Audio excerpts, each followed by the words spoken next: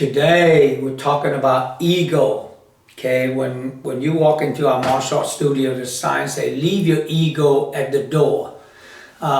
Many people confuse ego with vision or goal setting.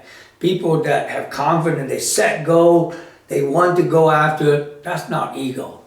What ego really defines is you assume that no one's idea or process or effort is better than yours. That's an ego, and there's 3 stages of ego. Number 1 is called the rock. Rock is hostile ego. Number 2 is the liquid, like water. And number 3 is the gaseous state. So the rock ego, that's simple. Most people have rock ego. I'm big, I'm bad. It's like a boulder rolling down the mountain and squash little rock. And each time you squash little rock, guess what? You collect residue and your boulders get bigger and bigger and it rolls faster because it's bigger and heavier. So squash more and more rock. But guess what happened? If it hit another big rock, it doesn't know anything but hostiles either crumble, break into small pieces, which let other big ego rock run over. Or it's gonna run itself out and then it fall into a pond, and guess what? It's gonna lay down to the bottom of the pond and become obsolete, nobody pay attention anymore. So rock ego only exists when you're around the same type of people and you flex your ego, and nobody like rock ego. Those are the people that I know everything, whatever you done, I did it last week while riding a bull blindfolded. That's know-it-all people. Rock ego doesn't want to learn new things. So don't be the managers that don't listen to employees with a rock ego. The liquid ego will flow down, they hit hot place, they move around, they pick up speed, they learn how to navigate around, they can go around, under, or over, but they keep flowing. But even liquid ego has its weakness, because it can only flow when there's some opportunity present itself. Basically, water can't flow uphill.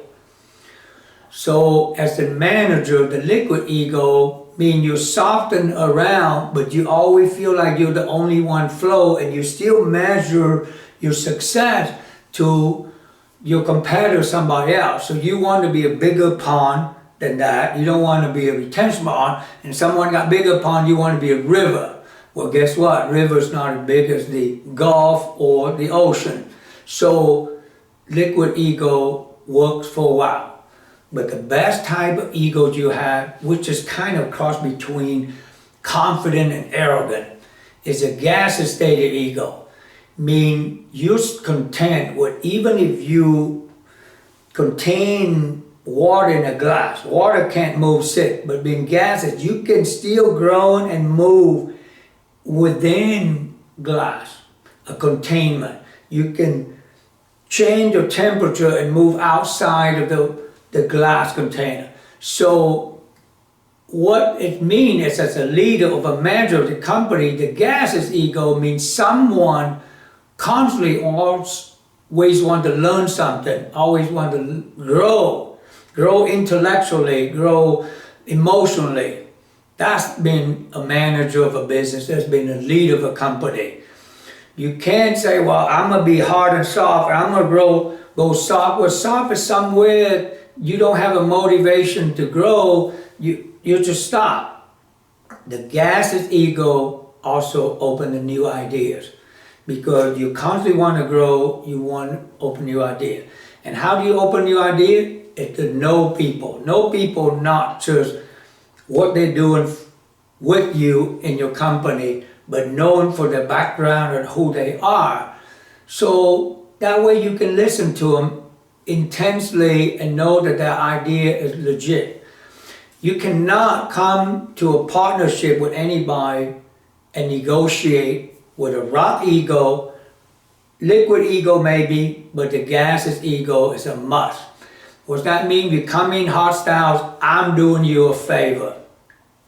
No, nobody want to buy your product. Maybe they're desperate and they sell you that used car, runs real good, or like this watch. Works real good. Go ahead, go ahead. As soon as you pay, you walk out. If you quit checking, it stop working. And then the liquid ego is a win-win, right? You win, I win, but that's not as powerful because that's just a one deal. The gaseous ego means you're looking emotionally, intellectually, you want to create a relationship for longevity. So not only you win and I win in this one deal, but we have a relationship to work in the long term.